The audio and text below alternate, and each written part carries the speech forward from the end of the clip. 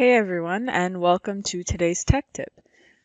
For today, I thought we'd cover some profile mistakes that I see relatively often just working on your projects. And for anyone who's maybe newer to Revit, Revit does let you kind of modify your profile of your wall so you can change its shape so it doesn't just have to be a plain rectangle. You can slope it, you can make triangular shapes. So there are some profile edits that MWF does recognize and will frame out completely fine, and others that really don't work so well. So one of the first ones that I do see sometimes, kind of notoriously, are these voids that you can draw in the wall. So Revit does let you draw in the openings within the wall itself. But the thing with this is that because you're just kind of modifying the wall geometry, you're not placing a physical opening. We don't really work with that. You'll see if I regenerate this here, it's not going to pick up anything different. There's no opening, so there's no data that we can pull from it. I can't grab it and stamp it with a marker. So even though the opening is there, it's kind of not really there in our eyes because there's no parameters or data that we can pull from it in the software. So instead, what I prefer to use is just a regular Revit wall opening. And this is an actual wall opening that you can always go back and modify. And of course, when you actually go ahead and regenerate this, we'll be able to pick up that change and frame it out like we would a regular opening. So I definitely recommend using wall openings instead. I really can't think of a good time to use those Revit voids that you can create within the profile. This will give you a lot more options. They're a lot more easier to control. You don't have to go back and change the wall, and just a better option all around. Another common mistake I do see occasionally as well is to actually change the length of the wall. So if you do grab these shape handles, as long as you see your dimension line is snapping to that, the wall will regenerate that with no issues. The issues can sometimes come into effect if you do go into the profile. I modify that. If you do see this pop up kind of telling you to remove constraints, and then you'll see that there's these extra reference planes. Once I do enable that, you can see here now that I've got two separate shape handles. So if I try and regenerate this wall, it's not actually giving me an accurate wall length as well. It's giving me two separate shape handles. So it's not the best way to go about modifying the length of your wall to get into that profile. Instead, what you could always do is, of course, just if you're in an elevation view, you can always change the length of that wall if you need to.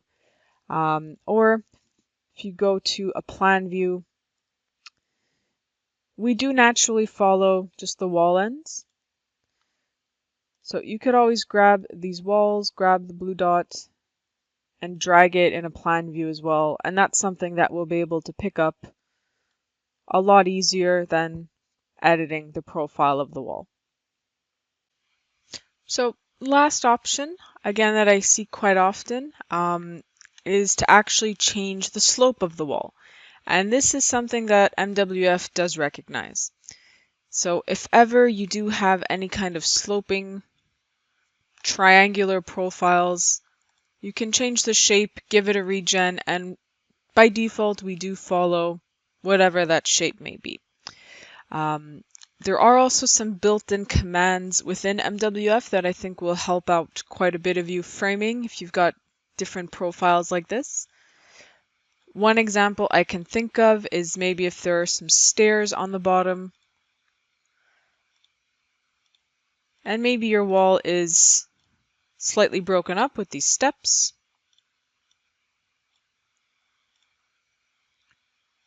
So if you do give this a regen, by default we do naturally break up your bottom track, so we'll break it up into 3 separate pieces. But since it's not an opening, we won't place the verticals there automatically. So to get around that, there are, like I mentioned, some extra commands built directly into the software. So for kind of steps, for any kind of broken up bottom track,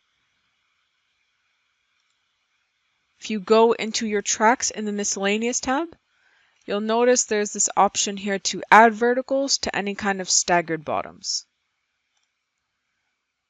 So I can select that, I can say OK. And it basically adds in those verticals for me automatically, stretches out my bottom track so that the cutbacks are correct.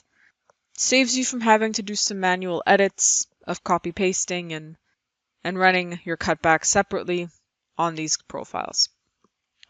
So that's a handy little option that I do show quite a bit for any kind of broken up bottom tracks. And for anyone with any kind of sloping walls, like I mentioned, if ever there are maybe some triangular walls, some funkier shapes, maybe something like this, we do follow the slope naturally, but typically I'm sure you'd probably want a stud there, or maybe to base your spacing off of that point. So again, instead of kind of copy pasting and modifying the length manually, you can go to your panel's properties, go to the structural members tab, and then in the active arrangement style, we do have something called max peak. So basically what this does is it finds the highest point in your panel, automatically places a stud there, and it'll automatically start the spacing from that point as well. There's also another command in here that works kind of hand in hand with max peak.